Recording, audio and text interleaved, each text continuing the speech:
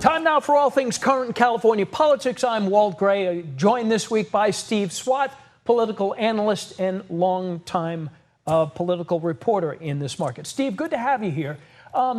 Times are tough financially. There are job cuts throughout California. What are the strength of unions being able to protect their workers? Well, that is quite a dilemma going forward. I mean, if you look at the big cities in the state of California, first of all, it's a political issue for them and for their mayors.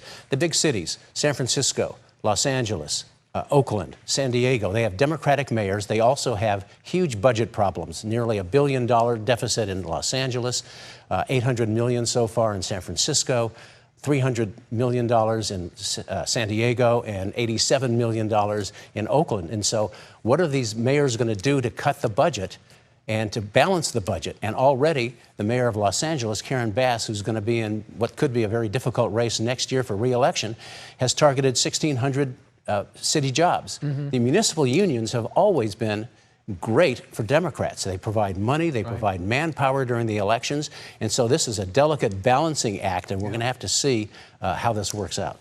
So with tariffs already in effect and DOGE obviously affecting a lot of federal workers, what are some of the first things that Californians are seeing right now if they go to the grocery store or they need car repair? What are they immediately seeing? Well, they're probably not seeing a lot now, but it's probably going to take 8 weeks from the beginning of the tariffs. And that's according to Gary Cohn, who was an economic advisor to President Trump the first go around. And what he says, 8 weeks from loading onto ships in China, for example, going across the Pacific Ocean, landing and offloading at the various West Coast ports, just shipping goods to warehouses and then getting them to retailers. So if the tariffs began in early April, we're looking at the end of May before we see some empty shelves because the port business is down dramatically already and higher prices. And what is interesting is that the highest prices, the real problem is with China, because although President Trump has taken some tariffs off and put some others back on, and he's pretty unpredictable. The tariffs against China and the reciprocal tariffs are significant. And California, you have to remember, is the #1 state in the union for Chinese imports and the #2 state for exports.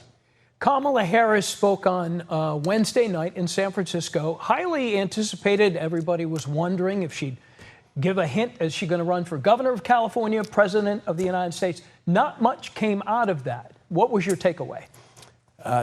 Just that. Not much did come out of it. She gave a speech that we really expected, accusing President Trump of doing his best to wipe out institutions in this country and threaten the U.S. global supremacy, really, that we've enjoyed since the end of World War II.